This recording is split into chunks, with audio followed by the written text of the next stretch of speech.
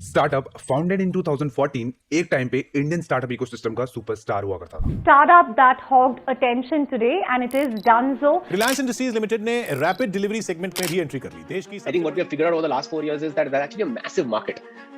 It's most likely going to be about $1 trillion of spends over the next 5 years' time. Fast forward to 2023, Dunzo is struggling to generate revenue, earn profit, pay off its debt, and even pay off its employees' salary. It has not credited 50% of the salaries of its employees. हमेशा company की तरफ से कोई ना कोई problem create हो रहा है। इससे पहले भी हम लोगों ने 2 बार स्ट्राइक किया। They have been slapped by legal notices by 7 companies.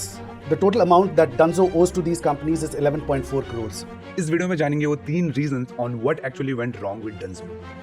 तो करते हैं start. I am Nitin Bist and you are watching Investing. अगर आप डंजो का इम्पैक्ट देखोगे व्हाट कबीर रैंडलबीर the founders of Dunzo they have done, okay, उसका इम्पैक्ट ही अलग है। हाइपर लोकल को they took it to a different level. If you can offer convenience, I think customers will go out of their way to be able to get it. आपकी company डोंजो एकदम लोगों के सारे सामान हमेशा टाइम पे पहुंचाती है। Now cash-strapped Dunzo lands itself in thicker soup. The company's co-founder Dalveer Suri has quit the quick commerce startup.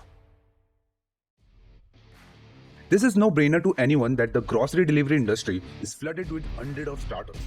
And the reason behind this, इस इंडस्ट्री में कोई एंट्री बैरियर नहीं है। आप एक रात को वेबसाइट डेवलप करो, दूसरे दिन सर्टिफिकेशंस बनाओ, तीसरे दिन कंपनी रजिस्टर करो और चौथे दिन से आप भी ग्रोसरीज सेल कर सकते हो। बस यहाँ पे बात आ जाती है कि आपके पास कितने वैरायटी के प्रोडक्ट्स अवेलेबल है, आप उनको कितने कम कॉस्ट में अवेलेबल करा सकते हो और कितने कन्वीनियंटली या फिर बोलो कितने कम टाइम में डिलीवर करा सकते हो। और ये तो पैरामीटर्स कॉस्ट एंड कन्वीनियंट के अराउंड ही इवेंचुअली इस इंडस्ट्री का बिजनेस इवॉल्व करता है। इसीलिए आप देखोगे आज के दिन हर ग्रोसरी डिलीवरी कंपनी इन्हीं 2 पैरामीटर्स पे डिपेंड होकर अपना ब्रांड बेच रही है। But if you look closely, less cost and more convenient is actually not a competitive advantage. It's a comparative advantage.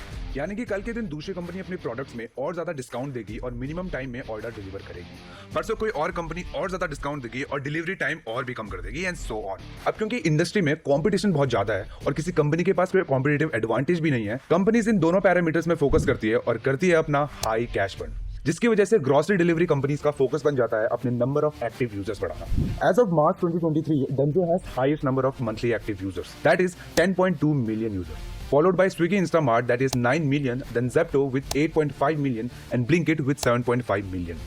Now you can clearly see that Dunzo has the highest number of active users. But पता क्या है, इसके बावजूद भी Dunzo doesn't have highest revenue number. Highest तो छोड़ो, Dunzo has reported the lowest revenue among all these startups in financial year 2022. Zepto जो 2 साल पहले स्टार्ट हुआ था, उसका रेवेन्यू Dunzo जो कि 2015 से बिजनेस में है, उससे अराउंड 3x ज्यादा है। बट ऐसा क्यों? यहाँ पे आ जाता है हमारा दूसरा point, that is average order value. As the name goes, it is the average value of all the orders, which is calculated by revenue divided by number of orders. Simple maths. और ये one of the most important unit economic parameter है। Why? Well, इसे अभी थोड़ी देर में समझते हैं। पहले ये समझते हैं कि Dunzo कैसे कैसे आता है। Dunzo का 40 to 50% रेवेन्यू आता है डिलीवरी फीस से, जो कस्टमर और बिजनेसेस को चार्ज करता है, क्योंकि Dunzo D2B यानी कि Dunzo to बिजनेस में भी ऑपरेट करता है। सेकंड हाईएस्ट रेवेन्यू सोर्स है कमीशंस, जो मर्चेंट्स को चार्ज करता है उनके प्रोडक्ट सेल करने में, and it is around 23 to 30%। Third is subscription of Dunzo Gold, जिसमें Dunzo gives customer access to exclusive discounts and benefits such as free delivery on orders over a certain amount. The share of subscription is 15%. Fourth is advertisement, जिसमें Dunzo अपनी site में products का advertisement करता है, and the share is 10%. And fifth and the last source of revenue is data that Dunzo collects about its customers and their purchase habits, and this data is valuable to the businesses and organizations that are looking to target their marketing campaigns more effectively, and this is around 5%. तो इसमें आप देखोगे कि जो सबसे ज्यादा share है revenue का, वो है कमीशंस और डिलीवरी फीस का। वो इसीलिए है क्योंकि Dunzo works on 2 different models. One is hyperlocal model and another one is dark store model. हम इसमें डीप में नहीं जाएंगे, बट थोड़ा सा समझ लेते हैं कॉन्टेक्स्ट के लिए। In hyperlocal, when customer order anything, Dunzo takes the item from the kirana stores or supermarket from your locality and deliver the products to you. So in this model, 3 parties are involved. Those are Dunzo, customer, and the supermarket or kirana stores. In dark store model, Dunzo will have their own stores in the locality, जिनको हम dark stores कहते हैं, और ये stores general public के लिए allowed नहीं होते। These are used to just store the item so that Dunzo or other quick commerce companies can deliver the item in the minimum time. And only 2 parties are involved in this model. That is Dunzo and the customer itself. So जो ये commission का share है ना, that is involved in hyperlocal, क्योंकि उसमें आप उस merchant का सामान बेचने में हेल्प कर रहे हो, and for that you are charging a fee. Dark store model में कमीशन इंक्लूड नहीं होता। अब टॉपिक में वापस आते हैं कि why AOV, that is average order value, is an important unit economic parameter. Well जैसे हमने कुछ देर पहले डिस्कस किया था कि ये क्विक कॉमर्स कंपनीज बहुत कैश बर्न करती है और आपको ये भी ध्यान में रखना होगा कि इस बिजनेस में मार्जिन्स बहुत ज्यादा कम होते हैं। तो फॉर एग्जांपल अगर कोई कंपनी 20 रुपए स्पेंड कर रही है एक ऑर्डर में इंक्लूडिंग ऑल द एक्सपेंसेस और उस ऑर्डर में डिलीवरी चार्ज और कमीशन के थ्रू कमा रही है 22 रुपए, तो मोटे मोटे तौर में आप ये लगा लो कि वो कंपनी प्रॉफिट बना रही है, दैट इज 2 रुपीज। अब चाहे कंपनी 100 रुपए का सामान बेचे इस ऑर्डर में या फिर 1000 रुपए का, जो ये 20 रुपए की कॉस्ट है ना, ये घटेगी या बढ़ेगी नहीं, क्योंकि रेंट, फ्यूल, इलेक्ट्रिसिटी, एम्प्लॉयज की salary as an expense company की उतनी ही इनकर्ड होगी। तो अब अगर कंपनी को ये प्रॉफिट का नंबर बढ़ाना है तो उन्हें ये एवरेज ऑर्डर वैल्यू बढ़ानी पड़ेगी, और ये बढ़ती है 2 तरीकों से। ईदर जो कस्टमर है वो नंबर ऑफ आइटम्स इंक्रीज कर दे जब भी वो कोई परचेज करे, या फिर वो हाई वैल्यू आइटम्स खरीदे लाइक इलेक्ट्रॉनिक्स और मेडिसिन, जो कि कस्टमर्स यूजुअली नहीं खरीदते, क्योंकि इलेक्ट्रॉनिक्स के लिए अवेलेबल है Amazon एंड फ्लिपकार्ट और मेडिसिन के लिए फार्मेसी और 1mg। As of 2023 Zepto has the highest AOV of 530 to 560 rupees, Blinkit with 522 rupees, Instamart and Dunzo with 400 rupees.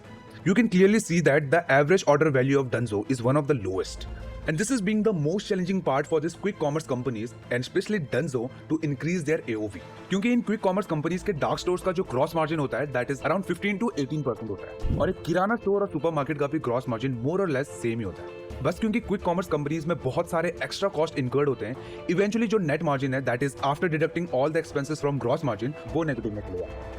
अब यहाँ पे प्रॉफिट जनरेट हो नहीं रहा और कंपनी को कंटिन्यूअसली कस्टमर्स एक्वायर करने हैं। सो इस चीज को अफोर्ड करने के लिए क्विक कॉमर्स कंपनीज रिलाई करती है continuous funding, and when winter comes funding dry पड़ जाती है, and that is what exactly happened with Dunzo.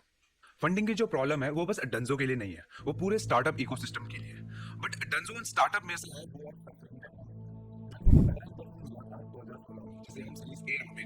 It was for $1.8 million from Aspada Investment. 2017 में डंजो ने सीरीज बी राउंड के थ्रू उठाया $12.3 million from Aspada, Bloom Ventures and Google.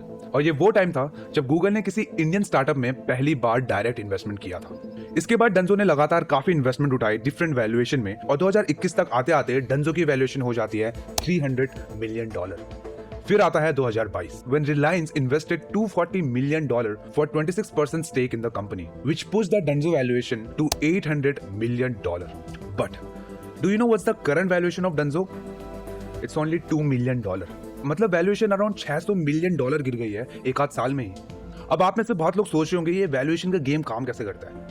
तो आपको एक आइडिया देने के लिए, बेसिकली जो वैल्यूएशन होती है वो डिपेंड करता है इन्वेस्टर्स में कि वो कितने स्टेक के लिए कितना पैसा देने को तैयार है, और ये डिपेंड करता है बहुत सारे फैक्टर्स में, लाइक मार्केट कंडीशन क्या है, इकोनॉमिक कंडीशन कैसी चल रही है, how are the companies financial, competition क्या है इंडस्ट्री में, एटसेट्रा एटसेट्रा।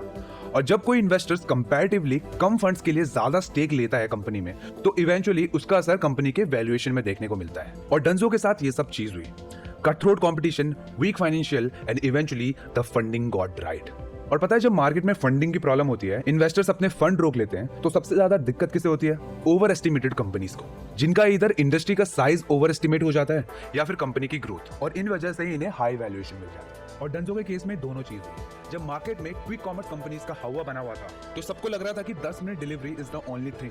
अगर कोई 10 मिनट से ज्यादा टाइम ले रहा है ऑर्डर डिलीवर करने में तो late delivery. Customers delivery boys की वीडियो सोशल मीडिया में पोस्ट कर रहे हैं, हर जगह 10 मिनट डिलीवरी के पोस्टर्स लगे हुए हैं। सो इस पूरे इंडस्ट्री को फंड्स का अच्छा खासा फ्लो मिल रहा है, और इसीलिए big companies like Reliance retail and BigBasket also jumped into this race.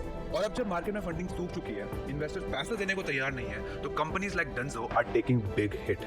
अब इसके आगे क्या डंजो रिवाइव कर पाएगा, या कोई दूसरी कंपनी जैसे ब्लिंकिट जिसको जोमेटो बैक करता है, या फिर स्विगी, इंस्टामार्ट और अमेजॉन ग्रोसरीज उसको बाय आउट कर लेंगे? वेल ये बाय आउट वाला सीन तो अभी थोड़ी दूर है, अभी डंजो अपने आप को रिवाइव कर सकता है, but you never know, it's just a matter of time that things go to south. That's all for the day, guys. If you like this video, please give a thumbs up and make sure to subscribe the channel if you are interested in business, finance and investing. चलो फिर मिलते हैं अगली video में, bye.